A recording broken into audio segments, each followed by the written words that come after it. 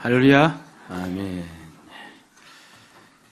우리 지난 한 주간 많은 일들이 개인마다 있었는 줄 압니다. 또 그 가운데 어떠하든 예수 믿는 자로도 살려고 힘쓰고 애쓰는 줄 압니다. 우리 그렇게 사신 우리 성도님들 향하여서 수고하셨습니다. 인사하시면서 한번 격려해 주시기를 바랍니다. 그렇죠. 고생 많으셨습니다. 오늘 하나님께서 반드시 안식일 우리에게 하나님이 주시고자 하는 은혜를 반드시 내려줄 줄로 믿습니다. 아멘. 로마서는 총 16장으로 구성이 되었어요. 근데 마지막 16장은 문안인사, 우리도 편지를 쓸 때 마지막 마무리 누구에게 안부 전해주세요 라고 하듯이 그런 문안인사로 끝을 냅니다.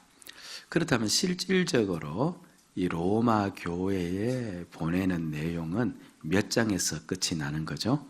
15장입니다.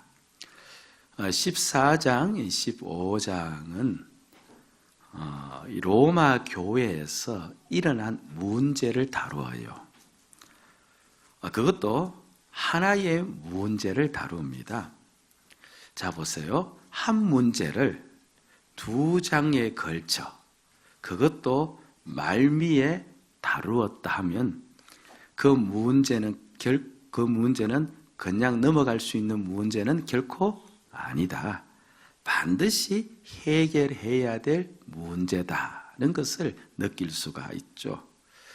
그러니까 교회와 개인의 신앙에 있어서 상당히 큰 중대한 문제이다는 것을 마지막 말미에 그 문제를 거론하고 해결하려고 하는 이 바울의 내용을 보면서 우리는 짐작할 수가 있는 거예요.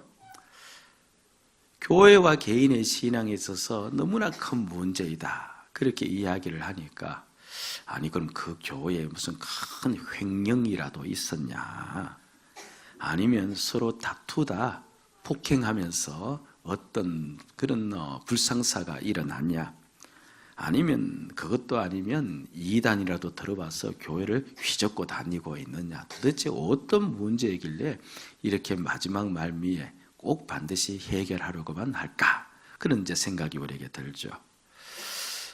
그 문제를 보기 전에 잠깐 배경을 좀 들어야 되는데요. 이 로마 교회는 두 부류의 성도로 이루어져 있어요. 유대인으로서 예수를 믿은 유대 크리스찬들, 그리고 유대인의 관점에서 비유대인 이방인 크리스찬들, 이 두 부류입니다. 근데 유대 크리스찬들은 어른이 되어서 다 예수를 믿은 자들이죠. 그러니까 그 몸에 무슨 관습이 배어 있어요? 유대교 관습이 완전히 젖어 있는 겁니다. 유대교에서 가장 중요하게 여기는 게 뭐예요? 바로 율법이죠.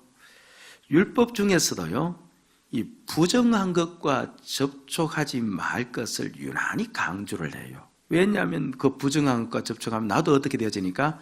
부정해지니까. 정결 문제, 이게 유대교에 있어서 참 중요한 문제입니다. 그래서 유대인들은요, 사람이 죽으면 당일 장사를 해요. 죽은 자와 접촉하는 것은 못하기 때문에, 부정하기 때문에 그렇습니다. 유대인들은 음식에 있어서도 부정한 것은 먹어서는 절대로 안 되죠. 가장 대표적인 것이 돼지고기인데 그들은 그것을 부정하다 해서 먹지 않습니다. 당시 이 로마는요, 많은 민족들이 들어와 살고 있었어요. 유대인들도 그곳에서 살고 있었으니까.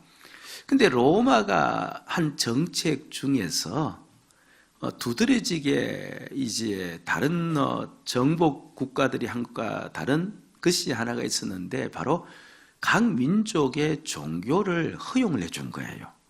그럼 많은 민족들이 로마에 들어와서 살면서 자신들의 종교를 믿는데 대부분 다 우상입니다. 그 우상을 섬기는 과정에서 반드시 일어나는 일이 있어요. 우상에게 무엇을 바쳐야 되죠? 제물을 바쳐야 되잖아요. 그런데 그 제물이 대부분 다 무엇입니까? 예. 요새 같으면 돈도 바치고 하겠지만, 그러나 우리가 보통 이제 우리나라도 뭐 무속 신앙을 보면 그 앞에다가 무엇을 차려놓아요? 음식을 항상 차려놓듯이 대부분 음식을 다 차려놓지 않습니까? 그럼 음식을 차릴 때 주로 무엇을 차려놓을까요? 채소일까요? 고기일까요? 예, 말할 것 없이 고기를 올려놓습니다. 그러니까 우상에게 바쳐진 그 고기들은 유대인들이 보기에는 그거는 절대로 깨끗한 고기가 아닌 부정한 고기있죠. 그런데 그렇게 우상에게 바쳐놓고 이제 제를 드리고 난 다음에 그 고기를 자기들이 다 소비하고 먹으면 상관이 없는데, 고기가 많이 들어오고 또 그 고기가 많다 보니까 그 고기를 시장에다 내어 팔아버린 겁니다. 근데 시장에 내어 팔 때 그 파는 상인이 그 고기 앞에다가 우상에 바쳐진 고기 표말 붙여놓고 팝니까? 우상에 바치지 않은 고기, 이 표말을 붙이지 않고 그냥 다 깔아놓고 파는 겁니다. 유대인들은 자칫 잘못하면 고기를 먹는데 어떤 고기를 먹을 수 있어요?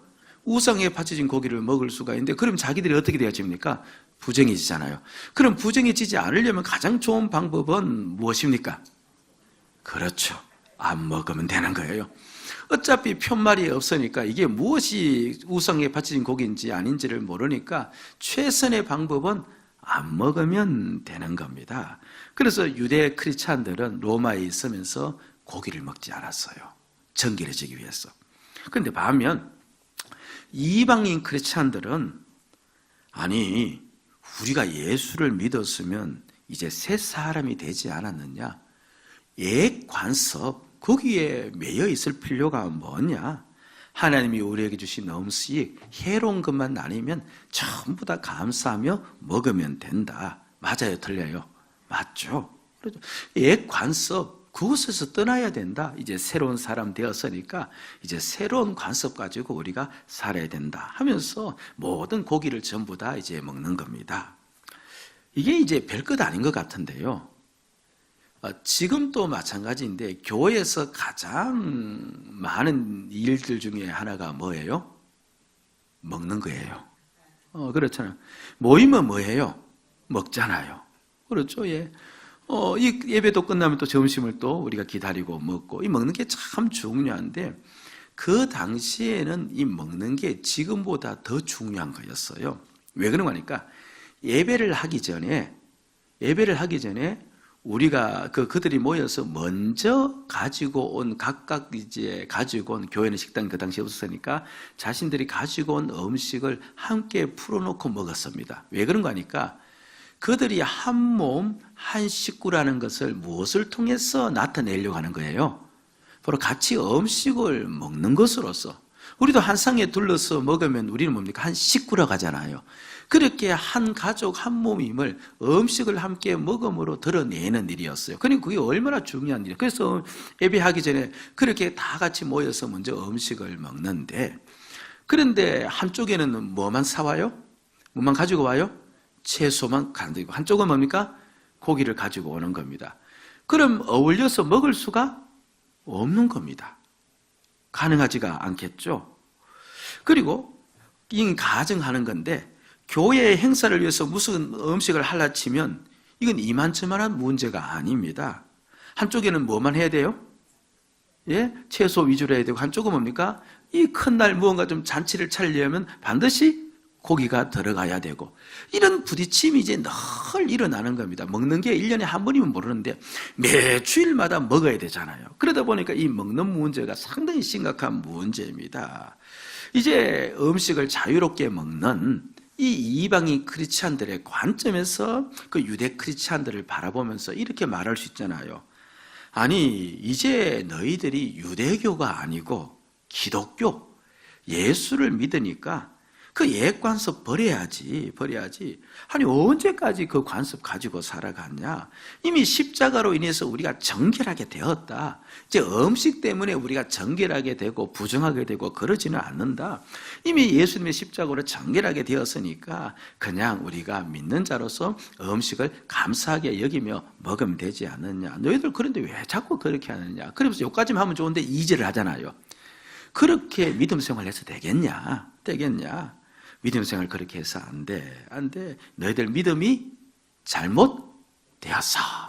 이렇게 나올 수 있겠죠. 예, 한마디로 그들의 믿음에 대해서 막 비판을 하는 이제 그런 지점까지 가버린 것이죠. 그럼 이렇게 비판받은 유대 크리스찬들도 가만히 생각을 하는 겁니다. 자기들도 예수를 열심히 믿으려고 하다 보니까 그렇게 되었는데 자기들은 쉽게 벗어날 수 없잖아요. 그 관습이 오랫동안 몸에 쥐었으니까. 그래서 그렇게 매여 있는데, 그런데 자신들 보고 그렇게 믿어서 되겠냐라고 그렇게 자꾸만 이야기를 하고 비판을 하니까 속이 좀 상할 수가 있는 겁니다. 그러면서 되받아칠 수가 있겠죠. 사실 도덕적으로 사는 일은 누가 더 잘할 것 같아요? 유대인이 잘할 것 같아요? 이방인이 잘할 것 같아요? 유대인이 훨씬 더 잘합니다. 이들은 무엇을 붙잡고 사는 거예요? 율법을 붙잡고 산 습관이 있잖아요. 그러니까 이 도덕적인 삶, 이 부분에서는 이 유대 크리스찬들이 훨씬 더 뛰어난 겁니다. 그래서 오히려 그들이 이제 받아치는 겁니다. 너희들 그렇게 우리 보고 그렇게 믿어도 되겠냐? 그렇게 이야기하는데, 야, 우리가 너희들보다 훨씬 더 도덕적으로 깨끗해. 너나 잘하세요. 너나 잘하세요. 그렇죠. 예. 아니, 말씀대로 잘 살지도 못하면서 그렇게 막 말을 해? 어떻게 너희들이 그렇게 이야기를 할 수, 너희들 행실이나 좀 다 잡아보고 우리한테 그런 말 하든지 해야 되지. 함부로 말해서 안 돼. 하면서 오히려 그들의 신앙의 행실에 대해서 업신여길 수가 또 있는 겁니다. 바로 오늘 바울이 이 말미에서 반드시 이 문제는 해결해야 될 문제고 이 문제가 해결하지 않으면 교회에 이 생사의 기로가 달려있고 신앙의 기로가 달려있다라고 여기면서 이야기하는 그 문제는 다른 것이 아니라 바로 그들에게서 나오는 비판과 업신여김이에요. 그러니까 믿음이 강하고 약하다, 그것에 대해서 중대한 문제로 다루지는 않아요. 어차피 공동체 안에는 믿음이 강한 자가 있고 약한 자가 있고, 그렇죠. 이게 다 강한 자만 있을 수 있는 법이 없잖아요. 어차피 공동체 안에는 그것이 있으니까.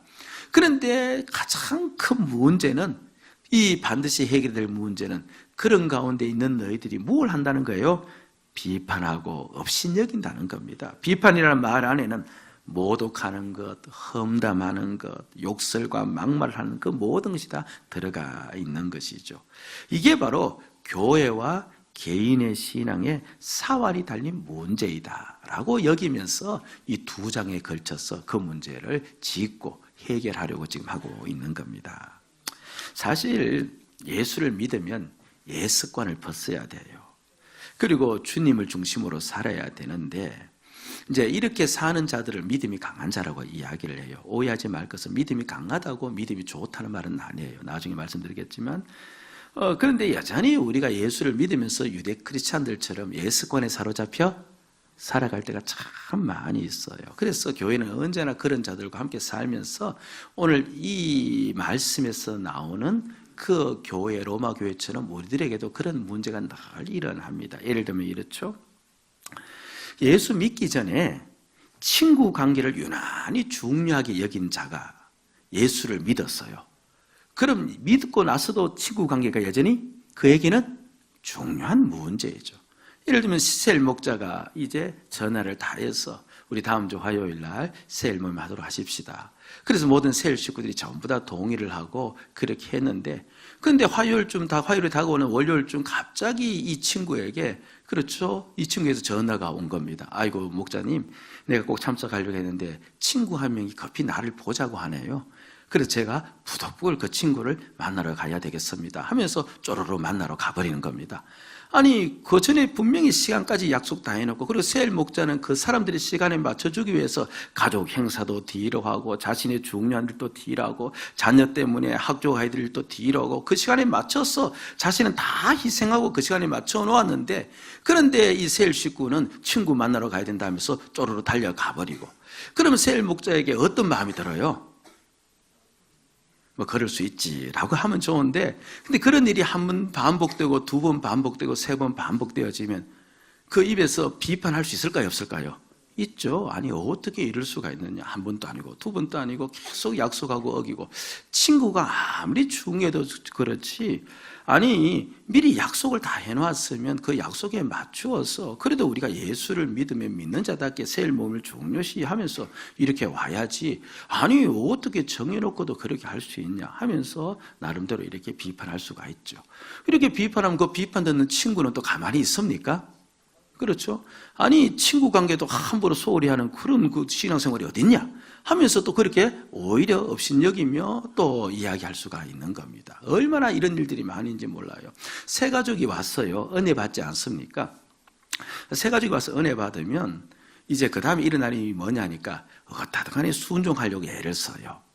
그러면 이제 가만히 들어보면 이제 목사님 말씀 중에 많은 부분들이 어떻게든 예배 생활 열심히 해야 됩니다. 어떻게든 기도 생활 열심히 해야 됩니다. 그렇게 이제 하니까 그래 나도 예배 생활, 기도 생활 열심히 해야 되겠다. 은혜 받았으니까 또 그런 마음들이 막 일어나요. 그래서 자신의 모든 생활을 뒤로 하고 힘든 육체도 뒤로 하고 예배 시간에 맞춰서 주중 예배 나오고 그 다음에 기도에 나오고 열심히 그렇게 드리는데 한참을 드리다가 이제 갑자기 주변을 바라보는 여유가 생겨요. 주변을 쫙 바라보니까 누가 없어요? 그래서 자신은 마땅히 나와야 된다고 생각하는 그분들은 자신의 눈에 안 보이는 거예요. 그렇잖아요. 그런 마음속에 또 어떤 생각이 들어요? 아니 나는 내 시간 다 빼고 내 스케줄 다 빼고 이렇게 열심히 나오는데 아니 왜 저분들은 안 나오지? 그럴 수 있지가 아니라 뭡니까? 아니 신앙생활을 어떻게 저렇게 하냐? 아니 직분 다 받았다 하면서 저렇게 오래 믿었다고 하면서 무언가 저렇게 나서기는 잘하면서 왜 이렇게 예배는 안 나오냐 비판할 수가 있죠. 설교하니까 동의 좀 해주시기 바랍니다. 비판할 수가 있겠죠. 예, 있습니다. 아멘 하니까 그렇게 하자는 것 같은데 그게 아니고요. 예. 그럼 이제 이 비판받은 사람들은 또 마음이 언짢은 겁니다. 그래서 짝 째려보면서 한마디 하잖아요. 너도 한때다. 너도 한때다. 그 시간만 지나가면 너도 별 수 없다. 업신여기는 거예요. 업신여기입니다. 예. 이것은 직장에서도 늘 일어나는 일이에요. 직장은 뭐 신앙의 강함과 약함이 아니라 실력의 이제 강함과 약함이 있지 않습니까? 실력 약한 자가 한 부서 안에 같이 있을 때 그 실력 약한 자로 말미암아 부서의 일이 잘 되지 않으면은 그 부서 안에 있는 많은 사람들이 그에 대해서 비판하는 거 잘 압니다.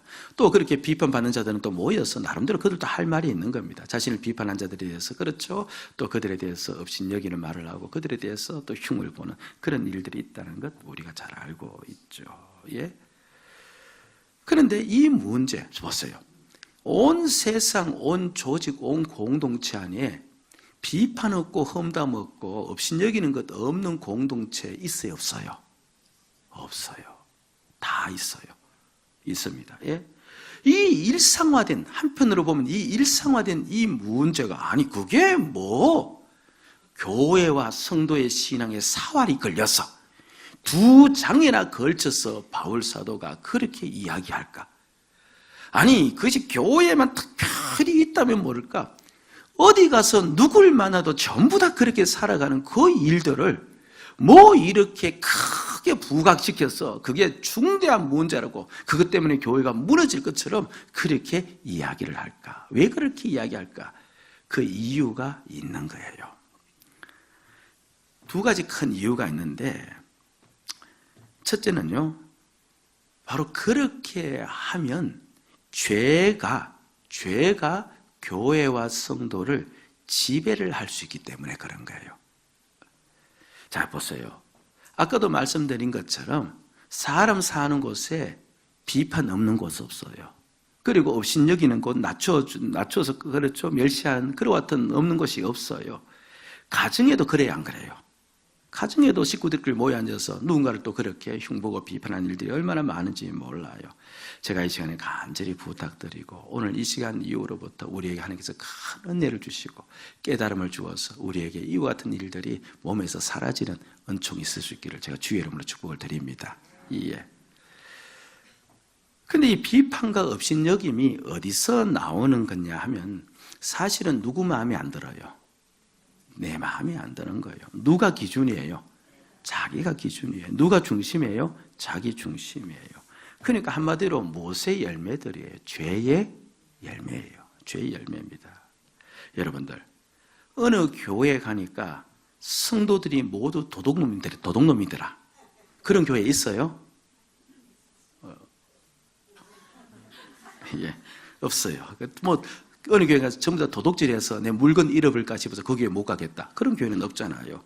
그렇죠? 어느 교회 가니까 그렇죠? 전부 다 사람들이 살인자더라. 그런 교회도 없는 겁니다. 그 교회 가면 내가 죽을 것 같아서 그 교회 못 가겠다. 그런 교회는 없지 않습니까? 그런데 어느 교회 가니까 사람들이 자꾸만 비방하고 험담하더라.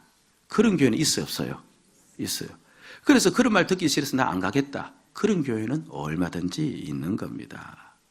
무슨 말이냐니까 살인도 죄요, 도둑질도 죄인데 그 죄가 교회를 지배를 못해요. 그런데 다른 죄는 교회를 지배 못하는데 유일하게 이 비판과 업신여김은 일상화되어 있다 보니까, 세상 가운데도 일상화되어 있다 보니까 교회 안에서 일상화되어지고 자연스럽게 사람들이 그렇게 살아가다 보니까 누가 교회를 지배해버리는 거예요? 죄가 교회를 지배해버리는 거예요. 은연중에 이 교회의 권한을 죄가 가져가 버리는 거죠. 그렇죠. 예. 여러분들, 내가 누구와 있든 간에, 내가 어디에 있든 간에, 그것이 교회든 교회 밖이든 간에 비판과 업심여기는 멸시, 거기에 내가 동참할 수 없는 이유는 내가 그렇게 살아가는 그 순간 나는 누구 아래에 있기 때문에? 죄 아래에 있기 때문에 그런 거예요. 은연중에 이 모든 사람들이 다 죄가 지배할 수 있기 때문에, 그래서 그 죄에서 벗어나야 되기 때문에 이것이 가장 큰 문제로서 지금 바울이 이야기하고 있는 거죠. 그리고 또 왜 이것을 이야기하느냐니까 두 번째 이유인데요.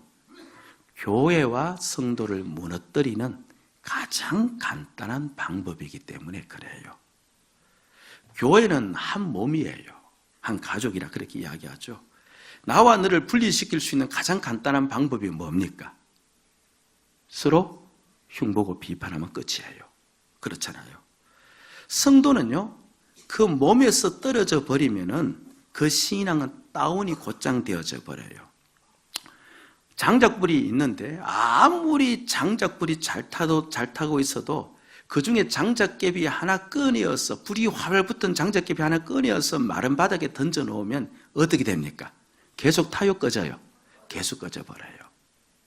아무리 신앙이 좋아도요, 공동체를 떠나 있으면은, 그러니까 함께 기도하는 자리에 떠나 있고, 함께 예배하는 자리에 떠나 있고, 함께 무엇인가 봉사하는 자리에 떠나서 혼자 조용히 믿으면 좋을 것 같은지는 모르지만서도 그렇게 믿으면 신앙은 성장하지가 않아요. 늘 신앙은 다운이 되어질 수밖에 없어요.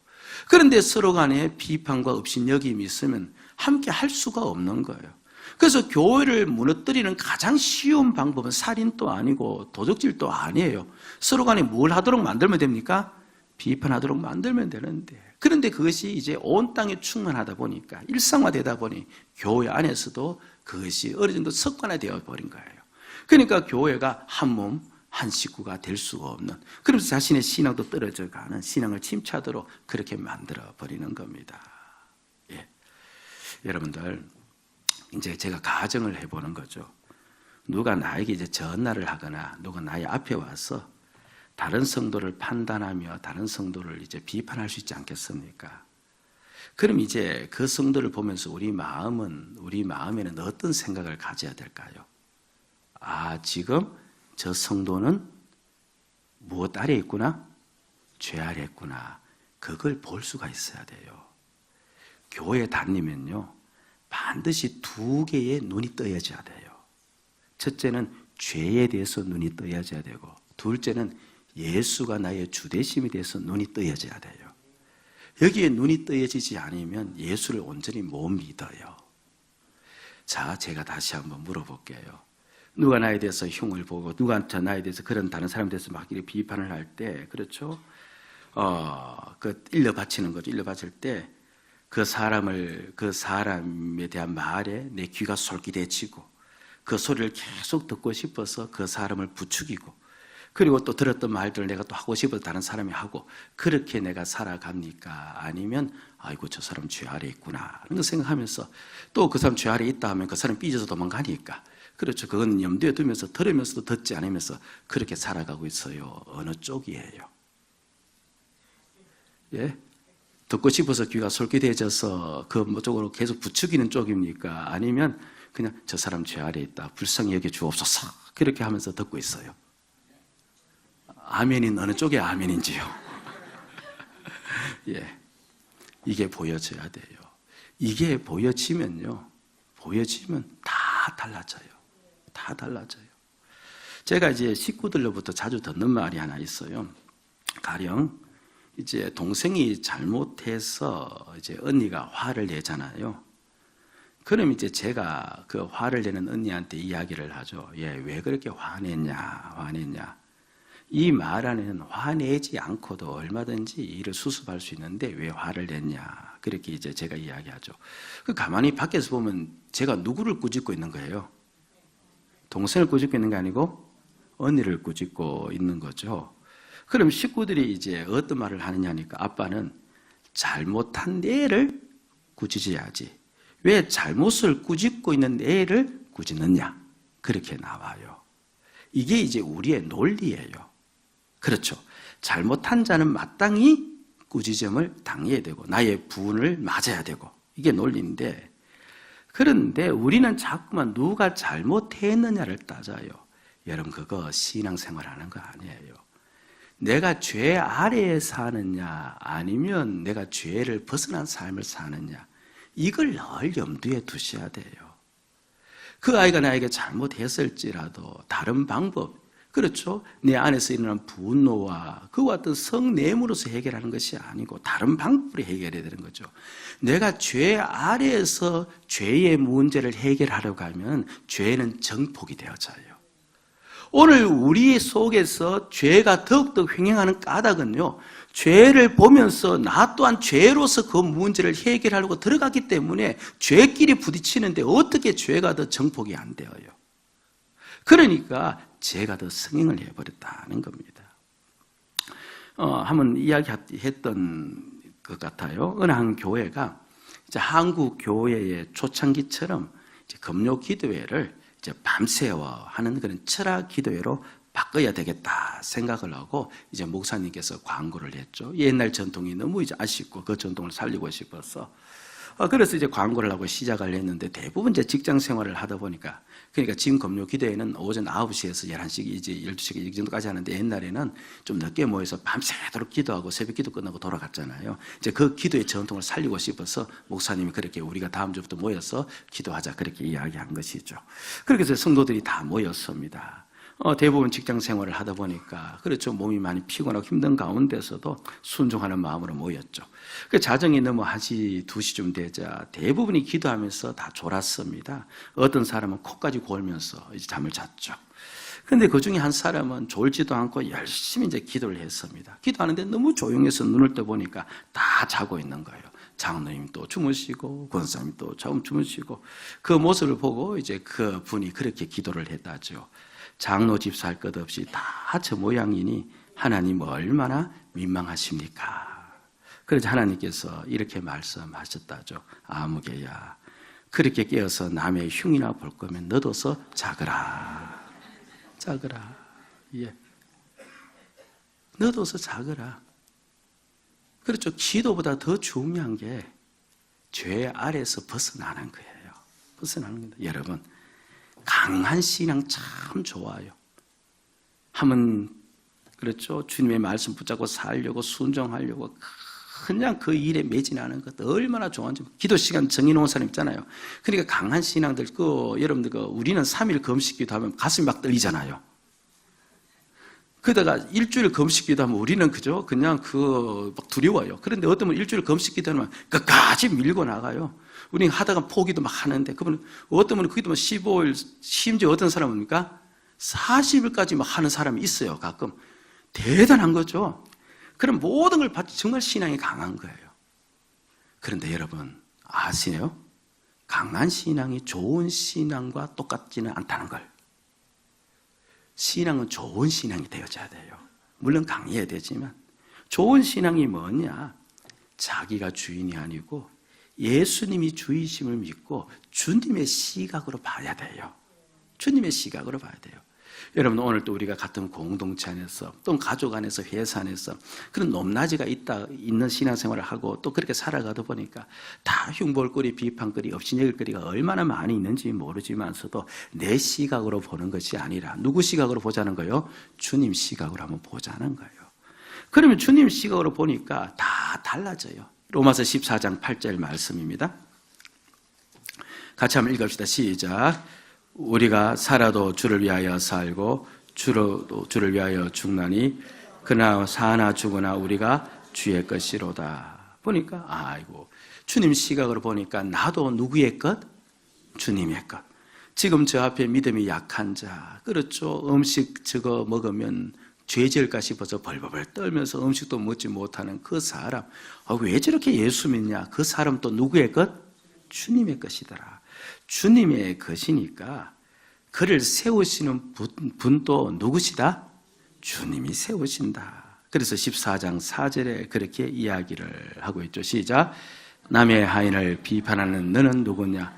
그가 서 있는 것이나 넘어지는 것이 자기 주인에게 있음에 그가 세움을 받으리니 이는 그를 세우시는 권능이 주께 있음이라. 내가 그를 세우는 것이 아니고 누가? 우리 주님이 그를 세우신다. 때가 되면 그를 세울 것을 내가 믿는 거죠. 그런데도 그가 계속 그 일을 한다면 심판 또 누가 하시는 겁니까? 주님이 그에게 하실 겁니다. 그래서 14장 10절에 이렇게 이야기를 하죠. 시작. 내가 어찌하여 내 형제를 비판하느냐? 어찌하여 내 형제를 없이 여기냐?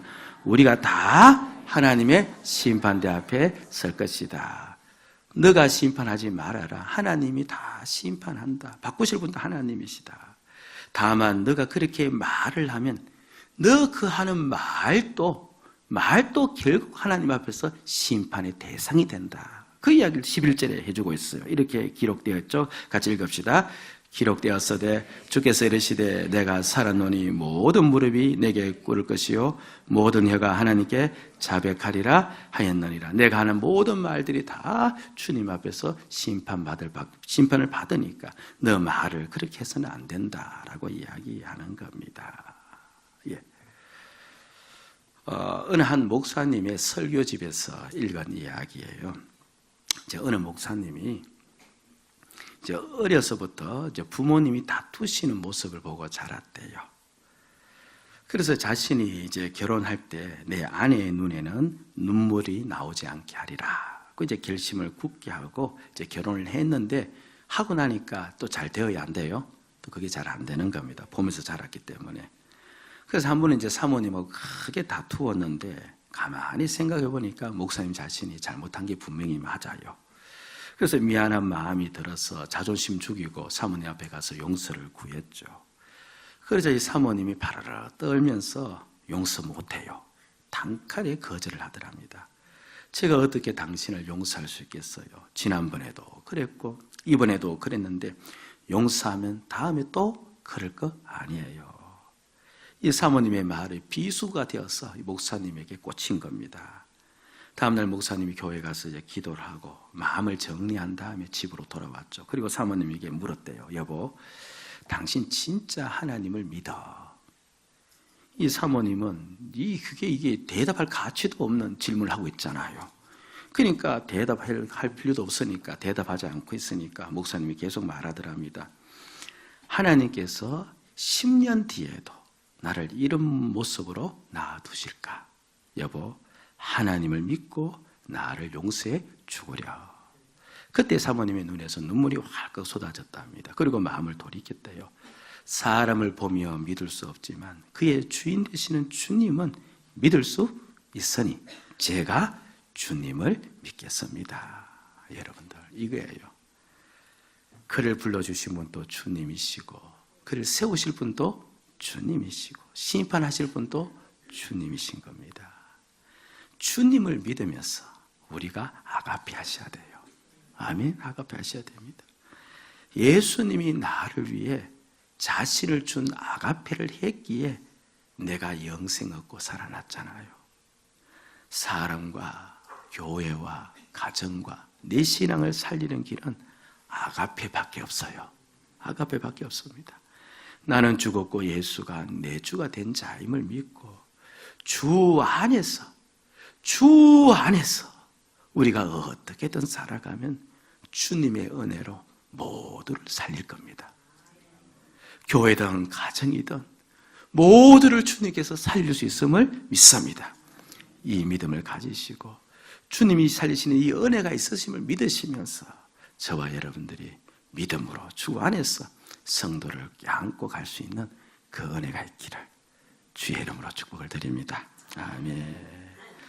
형제의 모습 속에 보이는 하나님 형상 아름다워라.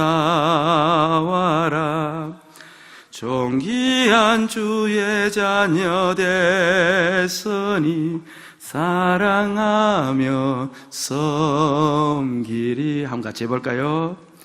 형제의 모습 속에 보이는 하나님 형상 아름다워라. 존귀한 주의 자녀 됐으니 사랑하며 섬기리. 혹시 남편이 미우신 분은 바꿔서 한번 해보십시다. 남편의 모습 속 왜 안 해요? 시작. 모습 속에 보이는 하나님 형상 아름다워라. 존귀한 주의 자녀 됐으니 사랑하며 섬기리. 하지 않는 분은 어떤 분이세요? 우리 같이 한번 기도하십시다. 우리 기도하실 때 회개하면서 기도했으면 좋겠습니다. 참 많이 비판했어요. 나를 기준으로, 나를 중심으로. 내 자녀도 상관하지 않고, 내 가정 식구도 상관하지 않고, 한몸된 성도도 상관하지 않고, 오직 나를 기준으로 얼마나 그렇게 했는지 모릅니다. 그들이 마땅히 비판을 들을 만한 일을 했다 손치더라도 나는 죄로서 죄를 처리하려고 그렇게 뛰어든 거죠. 근데 결과가 어땠습니까? 그 죄 문제가 해결되었던가요? 그 사람의 죄가 과연 나의 그 정죄로 말미암아 끊어졌던가요? 더 증폭되고 더 확장되고 확산되었을 따름이지 않습니까? 주여, 그 모든 것을 이 시간 고백하건대 용서하여 주옵소서. 이제 그 모든 죄를 주님께 고백하건대 용서하여 주옵소서. 죄 아래 있지 않겠습니다. 용서하여 주옵소서. 한 번이라도 이런 기도가 우리 입에서 나올 때 우리 주님 기뻐하실 줄 압니다. 기도하십시다.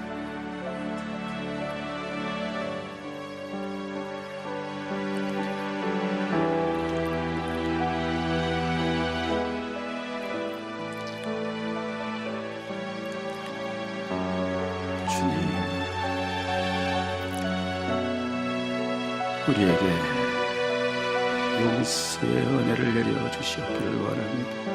죄 안에 있지 않기를 원합니다. 아버지 하나님, 어차피 한 몸이만은 공동체는 약한 자 있고 강한 자 있습니다. 잘하는 자 있고 못하는 자 있습니다. 능력 있는 자 있고 능력 없는 자가 있습니다. 다 나와 같을 수 없고 나와 똑같이 행동할 수가 없지 않습니까? 그저 주님께서는 한 몸으로 묶어 주었고 한 가정으로 묶어 주었고 한 식구로 묶어 주었습니다. 하나님 아버지, 주님이 주권으로 묶어 주었으니 주님께서는 우리에게 최고를 주신 줄로 믿습니다. 주님이 묶어 주었으니 최상의 것임을 믿습니다. 나와 함께하는 성도 최고의 성도 보내주었고 나와 함께하는 가정 식구들 최고의 식구들인 줄로 믿습니다. 주님이 세우시고 만들어줄 줄로 믿습니다. 주여, 죄 아래서 살았던 모든 삶을 용서하고 고백하옵건대 용서해 주시옵기를 원하옵나이다. 죄 아래서 살았던 이 모든 삶들을 주께서 용서해 주시옵시고 다시 그 길 걷지 않도록 우리들을 불쌍히 여겨 주시옵기를 원하옵나이다. 주님께서 묶어주었으니 주님께서 만들어 가실 줄로 믿습니다. 내주 되신 주님을 믿고 따라갈 따름이 없나이다. 은혜를 내려 주시옵소서. 아버지 하나님, 우리가 머물고 있는 모든 조직, 모임, 공동체, 높낮이가 다 있는 줄 압니다. 실력이 좋은 자가 있고 실력이 약한 자가 있고 믿음이 강한 자가 있고 믿음이 없는 자가 있고 반듯한 자가 있고 그렇지 못한 자도 있을 수 있음을 압니다. 그러나 만물의 주권자이신 우리 주님이 묶어 놓았으니 최상의 것으로 묶어 놓은 줄로 믿습니다. 내 옆에 계신 성도 최고의 성도로 보내주었고 나와 함께하는 가정의 식구들 주님께서는 최고의 식구로서 나에게 보내준 줄로 믿고 주님이 묶어 놓았으니 주님이 만들어 가심을 믿고 주님 바라보며 살아가는 우리가 되게 하여 주시옵소서. 죄 아래서 머무는 삶이 있다면 이제 떠날 수 있도록 도와주시옵시고 다시는 우리의 입에서 우리가 판단자가 되어서는 법이 없도록 우리의 입술을 지켜주시옵소서. 용서하고 아버지여 고백하며 살아가는 믿음의 일꾼 되어지기를 원하옵고 예수님의 이름으로 기도드리옵나이다. 아멘.